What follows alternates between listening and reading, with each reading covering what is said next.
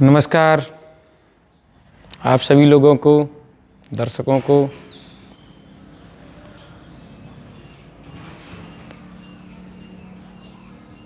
आज के इस युग में, डिजिटल इंडिया के समय, शिक्षा का क्षेत्र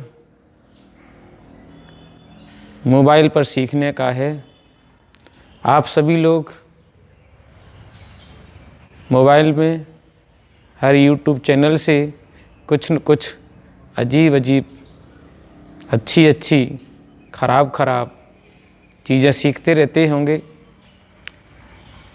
हम आपके लिए आज अच्छी सी ट्रिक लेके आए हैं। ट्रिक, जिस ट्रिक में आप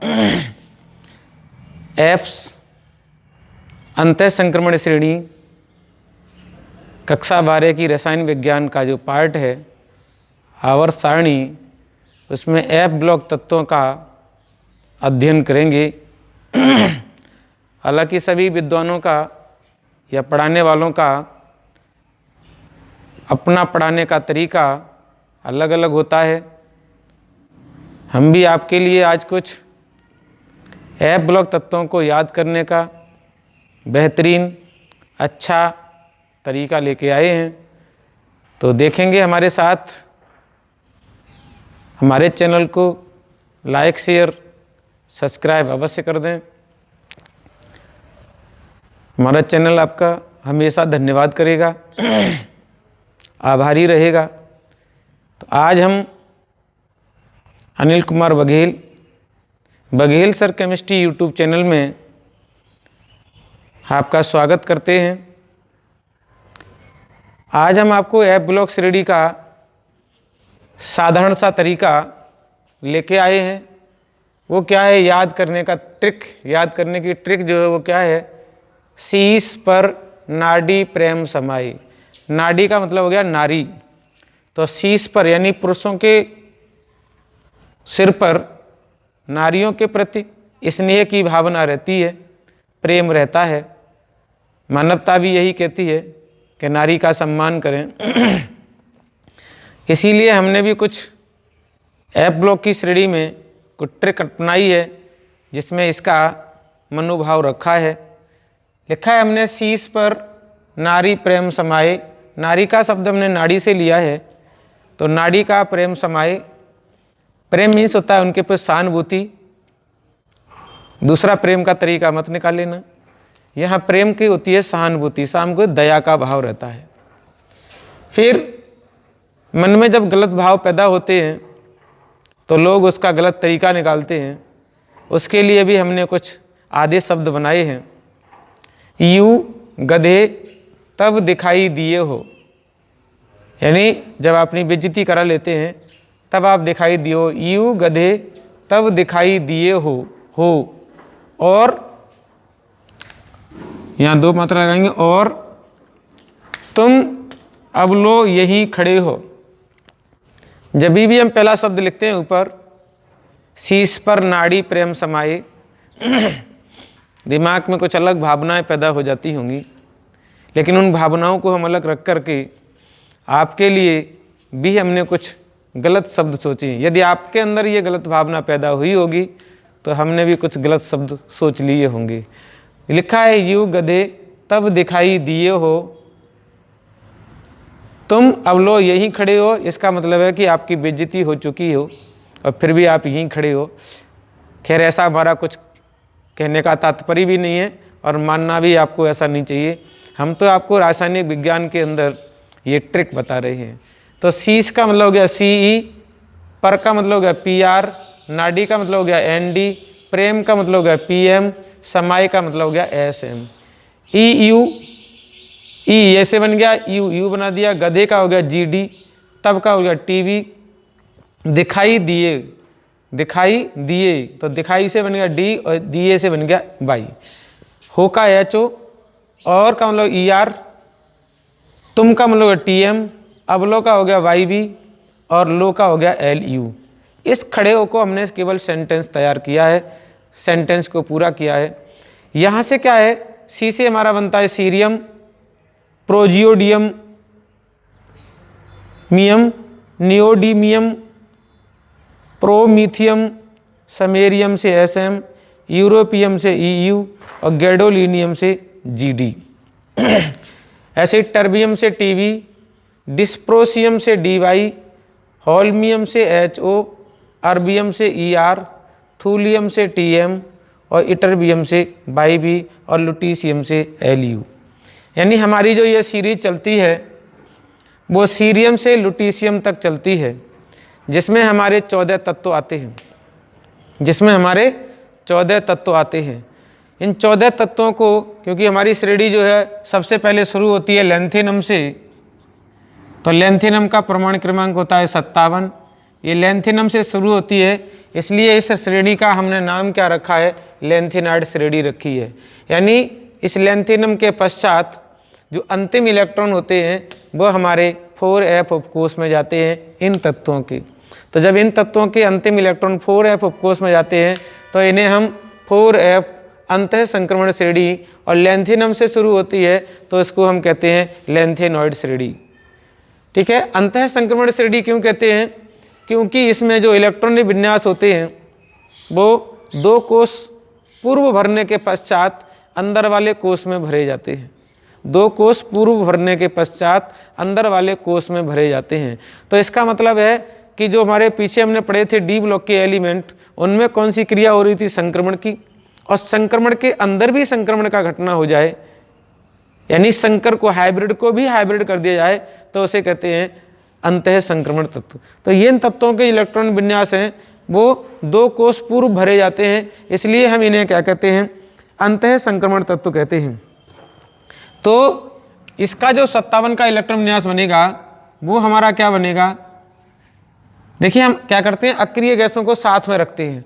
सभी तत्व जो होते हैं वो हीलियम, नियॉन, आर्गन, क्रिप्टॉन, जेडॉन, रेडॉन। तो इसका होता है 2, 10, 18, 36, 54 और 86।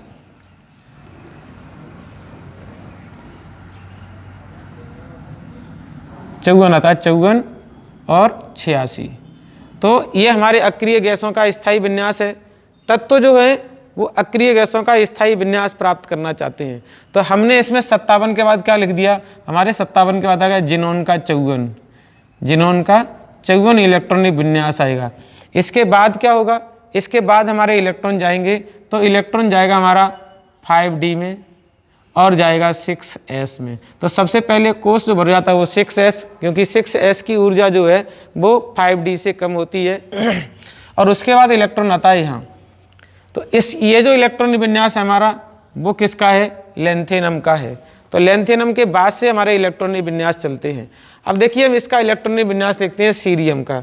तो सीरियम का जो इलेक्ट्रॉन विन्यास है वो हमारा क्या है, तो हमने क्या लिखा, जिनोन 54, और अगला इलेक्ट्रॉन हमारे ये तो रहेंगे ही रहेंगे, हमारा क्या रहेगा, यहाँ से हम भर देते हैं 6s में 2 इलेक्ट्रॉन और 5d में 1 इलेक्ट्रॉन, और फिर हमारा आएगा 4f में।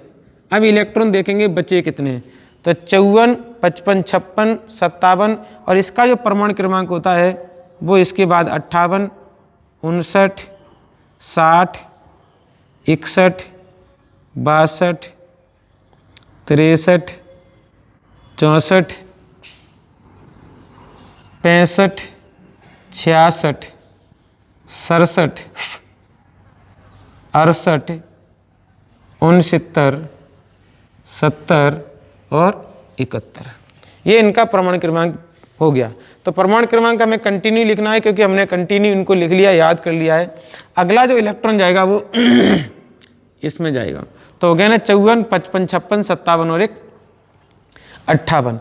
ये जिनोन का सबके लिए कॉमन रहेगा, तो हमने क्या है, ये कॉमन वर्ड्स लिख दिया, इसमें हमारा कोई संदेह नहीं है, हमने कॉमन वर्ड सबके लिए लिख दिया। आगे जो हमारा कन्फ्यूजन आएगी या जो भी चेंजिंग आएंगे वो चेंजिंग इसके आगे वाले में होंगी। दूसरा क्या है कि 6s में भी सबका इलेक्ट्रॉन विन्यास एक ही होगा, तो 6s का भी इलेक्ट्रॉन विन्यास सबके लिए हमने सेम लिखा, क्योंकि हमें बार बार लिखना ना पड़े, इसलिए हमने इनको कॉमन कर दिया। इसमें हमारी कोई चेंजिंग नहीं आएगी। ठीक है, तो इसको हम हटा देते हैं क्योंकि हमारा अगला इलेक्ट्रॉनिक विन्यास चलेगा। अब देखिए हमारा क्या है कि अगला जो इलेक्ट्रॉन जाएगा वो 5d में तो रहेगा ही रहेगा और हमारे 4f में इलेक्ट्रॉन जाने चाहिए 2। ठीक है, 4f में इलेक्ट्रॉन जाएंगे 2।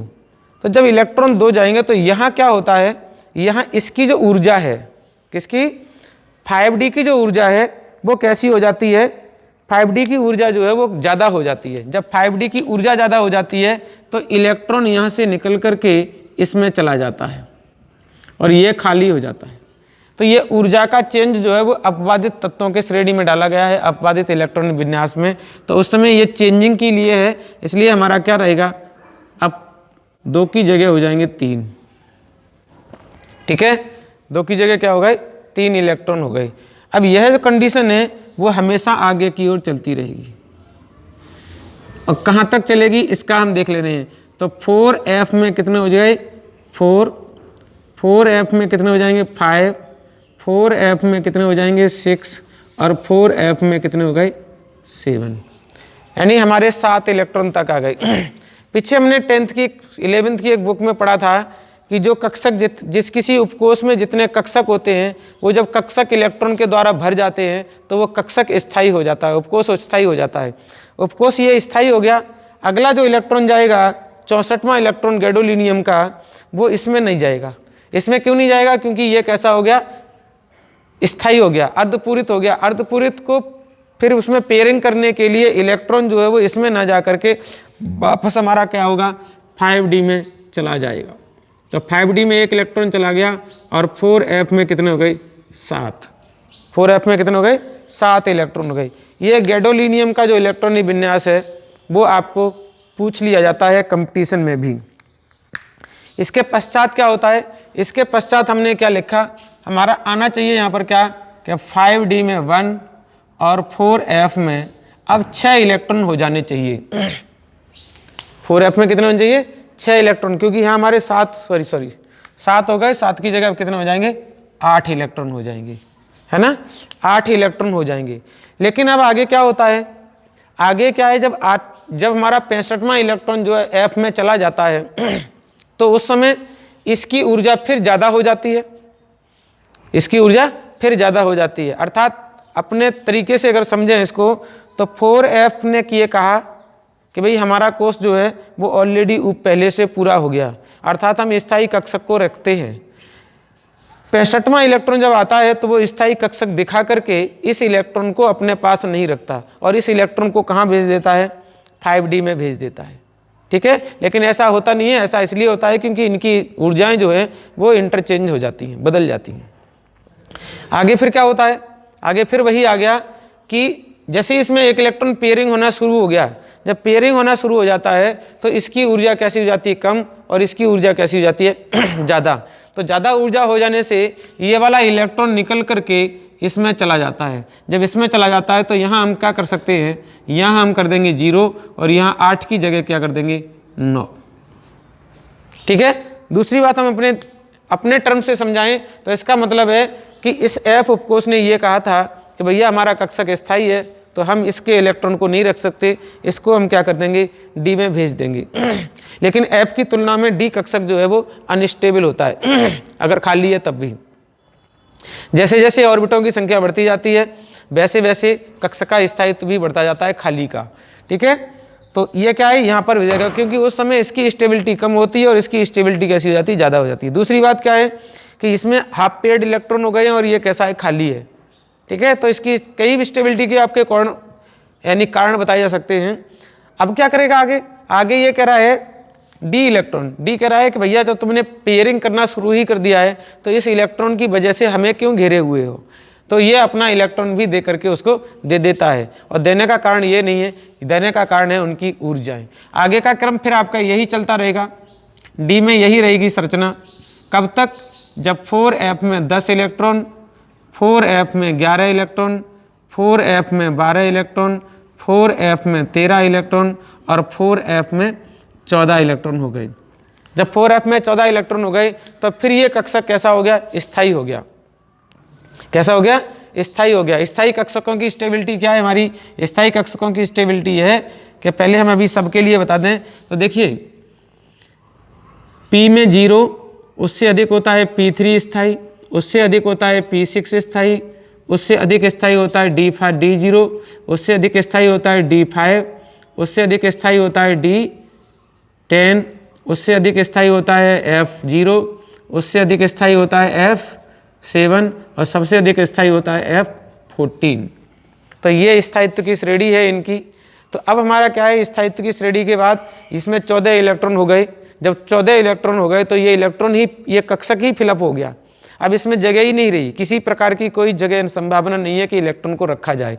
तो इसका जो लुटीशियम का 71वां इलेक्ट्रॉन है, ये लुटीशियम का 71वां इलेक्ट्रॉन कहाँ जाएगा? ये जाएगा 5D में। 5D में 1 हो गया और 4F में कितने हो गए? 14 हो गई। तो अब क्या है अपवाद की श्रेणी से अगर देखा जाए तो कुछ तत्व जो हैं वो हमारे संक्रमण श्रेणी के या अंतः संक्रमण श्रेणी के तत्व नहीं कहे जाते, क्योंकि संक्रमण श्रेणी की और अंतः संक्रमण श्रेणी की परिभाषा पढ़ी जाए तो वो ये कहलाती है कि वे तत्व जिनका अंतिम इलेक्ट्रॉन D उपकोष में जाता है तो उन्हें संक्रमण श्रेणी के तत्व कहते हैं, और F उपकोष में जाता है तो उन्हें अंतः संक्रमण श्रेणी के तत्व कहते हैं। लेकिन हम यहाँ देखते क्या है, हमें देखने को यह प्राप्त होता है कि गैडोलीनियम का जो 64वां इलेक्ट्रॉन है वो F उपकोष में न जाकर के D उपकोष में जाता है। F उपकोष में न जाकर के D उपकोष में जाता है, तो इसे हमें अपवादित की श्रेणी में रख देना चाहिए, अर्थात इसको हमें F ब्लॉक का तत्व नहीं मानना चाहिए। लेकिन मानते क्यों हैं? क्योंकि इनके इलेक्ट्रॉन जब निकलते हैं तो वो F उपकोष से निकलते हैं, इसलिए हम इसको F ब्लॉक का तत्व मानते हैं अपवादित की श्रेणी के अगर देखा जाए। अगला जो आएगा अपवादित श्रेणी में वो आपका ये आ जाएगा, क्योंकि इसका भी अंतिम इलेक्ट्रॉन जो है वो F उपकोष में नहीं जाता। F उपकोष में नहीं जाता तो इसको भी F उपकोष का एलिमेंट नहीं मानना चाहिए। तो ये हमारा रहा क्या, सरल तरीका, ट्रिक, जिसके द्वारा हमने 4F संक्रमण श्रेणी के तत्वों को आपको अच्छे तरीके से बताया। इलेक्ट्रॉनिक विन्यास की श्रेणी में अगर देखा जाए तो पहले हम इनके क्या कर देते हैं, पूरे कमेंट बता देते हैं। कमेंट बताने के बाद फिर हम आपको आगे की श्रेणी बताएंगे, अर्थात 5F श्रेणी की बात करेंगे। तो इसमें हमारा क्या है जो संक्रमण श्रेणी के अंतः संक्रमण श्रेणी के तत्व होते हैं, F ब्लॉक के तत्व जो होते हैं 4F ब्लॉक के तत्व हैं, तो 4F ब्लॉक के तत्वों की जो ऑक्सीकरण अवस्थाएं होती हैं वो विशेषकर स्थायी अवस्था में होती हैं +3। +3 का मतलब है यहाँ पर हमारा क्या होगा, सबसे पहले बाह्य कोश के इलेक्ट्रॉन जाएंगे 2, फिर हमारे 5D के इलेक्ट्रॉन जाएगा 1, तो 2 इसकी प्लस के संयोजकता हो गई, 1 इसका प्लस का हो गया, तो टोटल मिला के कितने हो गए, +3 ऑक्सीकरण अवस्था शो करते हैं। अब आप कहेंगे सर ये तो 3 ऑक्सीकरण अवस्था प्रति शो करते हैं, लेकिन F इलेक्ट्रॉन भाग ही नहीं ले रहा है, ये तो इलेक्ट्रॉन ले रहे हैं लेंथेनम के भाग, नहीं ये लेंथेनम के इलेक्ट्रॉन लेते हैं भाग, लेकिन ये जो F कक्षक है वो अंदर हो जाने के कारण और बाहर से इलेक्ट्रॉन निकल जाने के कारण इस पर प्रभावी नाभिकीय आवेश बढ़ जाता है। यानी जब हम यहाँ से इलेक्ट्रॉन 2 निकालेंगे तो इस पूरे परमाणु के आयन पर 2+ का प्रभावी नाभिकीय आवेश बढ़ जाएगा। अगला जब 5वां इलेक्ट्रॉन निकालेंगे तो 5वें इलेक्ट्रॉन की वजह से भी इस पर +3 प्रभावी नाभिकीय आवेश बढ़ जाएगा। जब +3 प्रभावी नाभिकीय आवेश बढ़ जाएगा तो इस पर आवरण प्रभाव, यानी जो प्रभावी नाभिकीय आवेश का बाह्य कोशों पर जो प्रभाव क्षेत्र होता है वो ज़्यादा बढ़ जाता है। ज़्यादा बढ़ने से ये अनस्टेबल होते हुए भी, यह कोश जो है उपकोश अनस्टेबल होते हुए भी, एक इलेक्ट्रॉन रखते हुए भी कुछ स्थायित्व को प्राप्त करता है। फिर क्या करते हैं, जब ज़्यादा ऊर्जा दी जाती है, ज़्यादा ऊर्जा मिलती है इनको, तो ये इलेक्ट्रॉन भी निकल जाता है, अर्थात ये इलेक्ट्रॉन भी 0 हो गया, ये इलेक्ट्रॉन भी 0 हो गया, ये इलेक्ट्रॉन भी 0 हो गया, तो ये क्या करेगा, +4 ऑक्सीकरण अवस्था भी प्रदर्शित कर सकता है।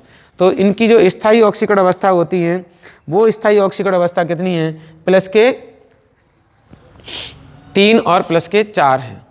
ऐसे ही आगे जब चलते हैं तो आगे चलने का मतलब क्या है कि इन्होंने अभी जो काम किया था क्या, कि अपने बाह्य कोश के 3 इलेक्ट्रॉनों को त्याग देते हैं इसी प्रकार। तो सबकी ऑक्सीकरण संख्याएं जो है वो +3 +3 तो दर्शाई ही जाती हैं। लेकिन यहाँ पर क्या है, इस वाले एलिमेंट में क्या है, इस वाले एलिमेंट में नहीं, यू जो है वो एलिमेंट क्या करता है, क्योंकि उस एलिमेंट में इसमें तो हमारे जो लिख सकते हैं यहाँ पर क्या है, यहाँ 5D में तो होते हैं 0 और 6s में होते हैं 2 इलेक्ट्रॉन। तो 6s में 2 इलेक्ट्रॉन होने के बाद यह जो कक्षक है वो कैसा है, स्थायी है। कैसा कक्षक है, स्थायी कक्षक है। और स्थायी कक्षक होने के कारण ये केवल और केवल अपने प्लस के 2 ऑक्सीकरण अवस्था यानी इलेक्ट्रॉन त्याग करके भी स्थायी अवस्था में रह जाता है। तो इसकी जो ऑक्सीकरण अवस्था होती है वो प्लस के 2 भी होती है। ऐसी ही घटना आपको कुछ यहाँ भी देखने को मिलेगी। यहाँ देखने के लिए क्या होता है, इसमें क्या होता है कि 5D में क्या होंगे, 0 इलेक्ट्रॉन होंगे, उस समय इसमें 6s में 2 इलेक्ट्रॉन होंगे और ये कक्षक कैसा हो जाएगा, जो उपकोष है वो स्थायी हो जाएगा। ये उपकोष स्थायी हो जाने के कारण ये बाह्य कोष के 2 इलेक्ट्रॉन त्यागता है, इसलिए ये जो है वो प्लस के 2 ऑक्सीकरण अवस्था में भी प्रदर्शित करता है। तो इन तत्वों की जो ऑक्सीकरण अवस्थाएं हैं वो विशेषकर प्लस के 3, कुछ मात्रा में प्लस के 2 और कुछ मात्रा में प्लस के 4 तक दिखाई जा सकती हैं। हालांकि ऐसा नहीं है कि इनके इलेक्ट्रॉनों को निकाला नहीं जा सके, इनके इलेक्ट्रॉनों को निकाला जा सकता है। तो इनके इलेक्ट्रॉन रेयर केस में क्या करते हैं, +2 के अलावा +3 से +4 +5 +6 ऑक्सीकरण अवस्था दर्शा सकते हैं। ठीक है, तो ये तो हमारा क्या रहा, क्योंकि हमारे इलेक्ट्रॉनिक विन्यास से संबंधित ये बातें बताई जाती हैं, इसलिए हमने आपको ये ऑक्सीकरण अवस्था का टर्म बता दिया। ठीक है, तो ये क्या करते हैं, अलग अलग ऑक्सीकरण अवस्था के ऑक्साइड बनाते हैं, परिवर्ती ऑक्सीकरण संख्या क्या करते हैं, ये प्रदर्शित करते हैं। ठीक है, तो इसके बाद हम क्या करेंगे, इसी 4F एलिमेंट के कुछ गुणधर्म भी बताते हैं।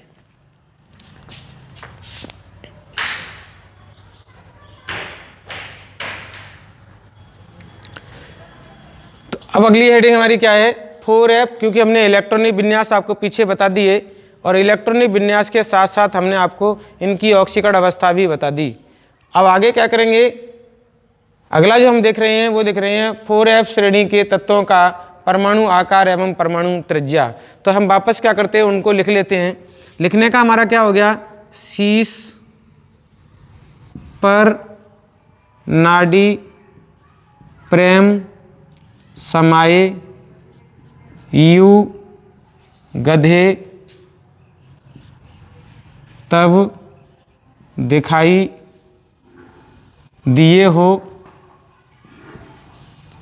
और तुम अब लो यहीं खड़ी हो।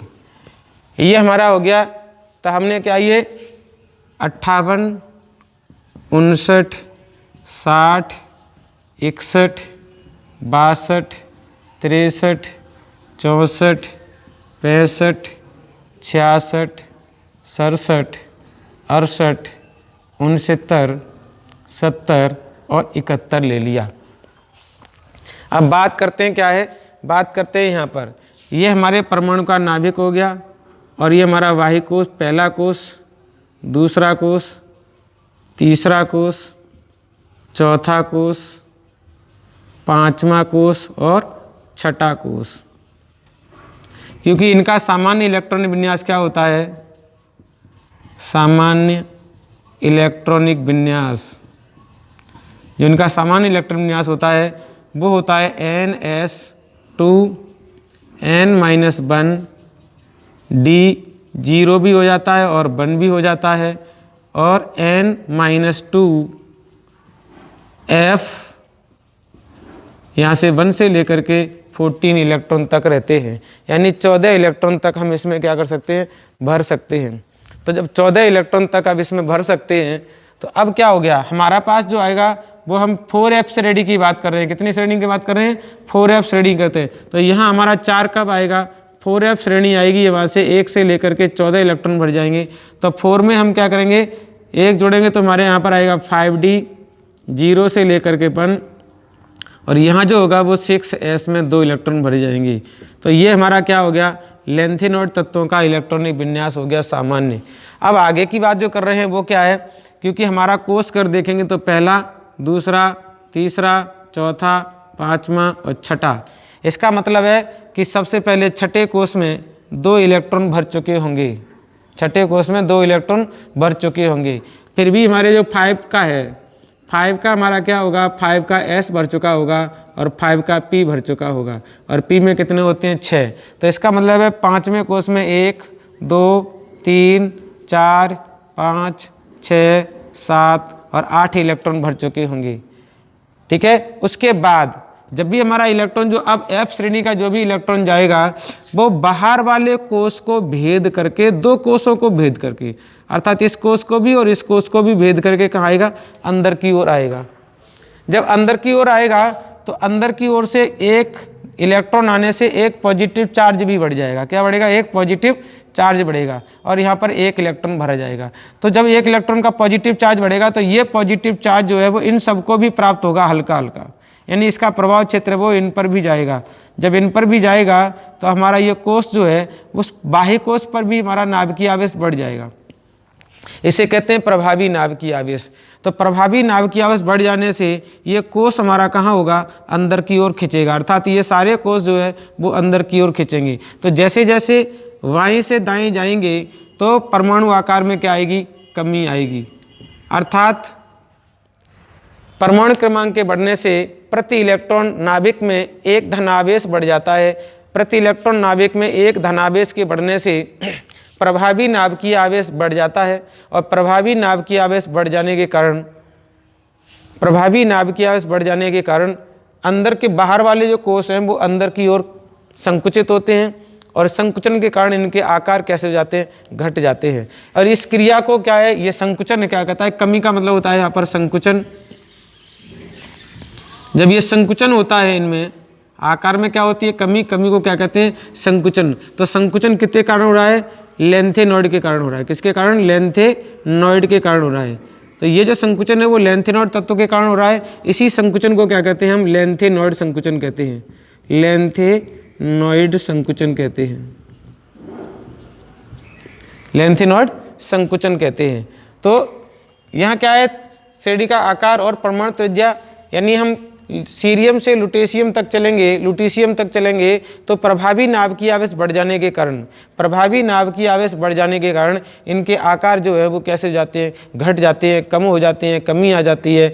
कमी का मतलब संकुचन हो जाता है, सिकुड़ जाते हैं, और संकुचन को क्या कहते हैं, हम लेंथेनॉइड संकुचन कहते हैं, क्योंकि लेंथेनम तत्वों के कारण जो 4f श्रेणी में 14 इलेक्ट्रॉन भर जाते हैं, जो 14 नाभिकीय आवेश बढ़ जाता है। 14 नाभिकीय आवेश बढ़ जाने के कारण इनके आकार में क्या आ जाती है, कमी आ जाती है। और यही कमी के कारण जो है वो 5D का आकार जो है वो लगभग बराबर हो जाता है किसके समान, 4D के आकार के समान हो जाता है। क्योंकि ये जो घटना चलेगी वो किस पर चलेगी, वो 5D पर चलेगी, यानी 5वें वाले कोष पर ज़्यादा चलेगी। तो 5वें वाले का उसका आकार जो है वो संकुचित होकर के इतना हो जाता है कि वो 4D आकार के लगभग समान हो जाते हैं। तो ये हमारा रहा क्या, परमाणु आकार एवं परमाणु त्रिज्या के बारे में। अगला बिंदु देखेंगे इसका, अगला बिंदु है 4f श्रेणी के सामान्य अभिलक्षण। 4f श्रेणी के सामान्य अभिलक्षण। तो सामान्य अभिलक्षण में क्या है कि सारे जो हमारे सीरियम से लेकर के लुटेशियम तक जो भी हमारे तत्व आते हैं उन्हें हम लेंथेनॉइड तत्व कहते हैं। क्या कहते हैं, लेंथेनॉइड तत्व कहते हैं। तो लेंथेनॉइड तत्वों को सामान्यतः हम क्या करते हैं, Ln से शो कर देते हैं। किससे, Ln से शो कर देते हैं। अब Ln से जब शो करेंगे तो इनकी जो सामान्य ऑक्सीकरण अवस्थाएं होती हैं वो होती है +K3। तो +K3 हो जाने के कारण क्या है, इसे हमने क्या मान लिया, +K3 लेंथेनॉइड बना लिया। ठीक है, अब +K3 जब लेंथेनॉइड बना लेंगे तो Ln, ये जो Ln है वो हमारा क्या बन गया, +K3 ऑक्सीकरण अवस्था में आ गया।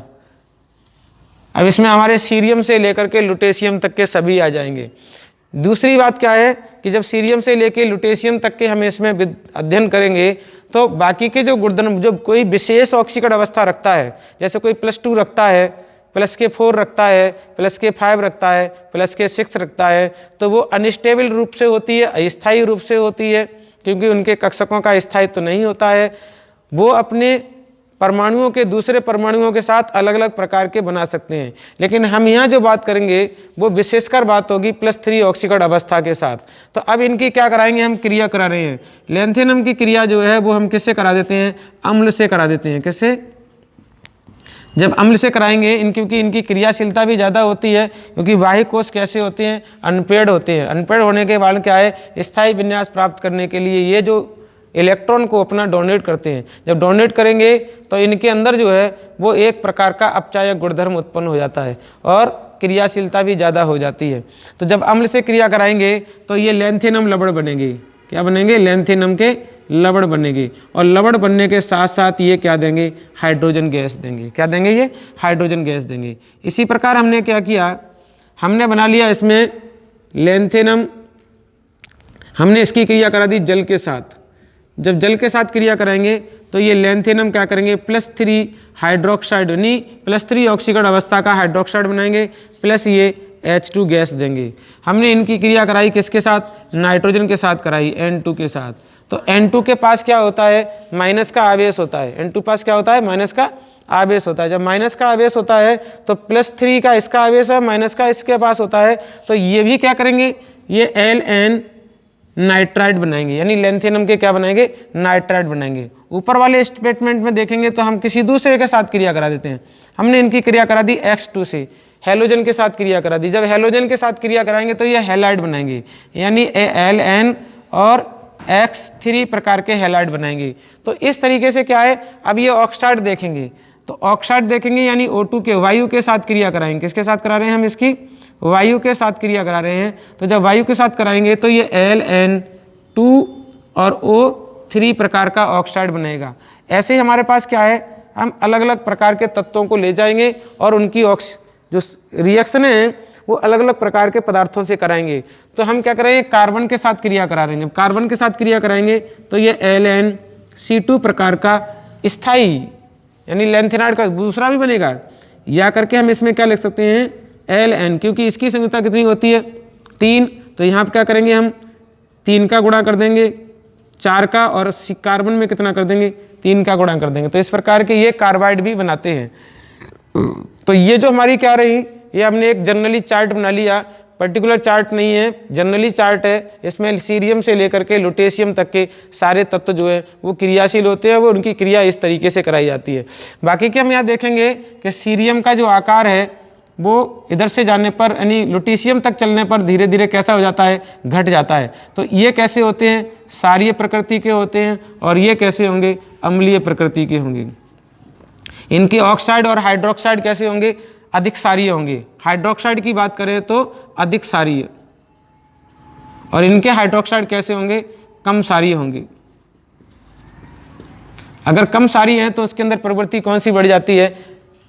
अम्लीय प्रवृत्ति बढ़ जाती है। तो ये जो कमेंट थे वो मैंने आपको 4F संक्रमण श्रेणी के बताई। अगले किसी वीडियो में, अगली वाली वीडियो में देखेंगे आप 5F संक्रमण श्रेणी, अर्थात एक्टिनॉइड संक्रमण श्रेणी।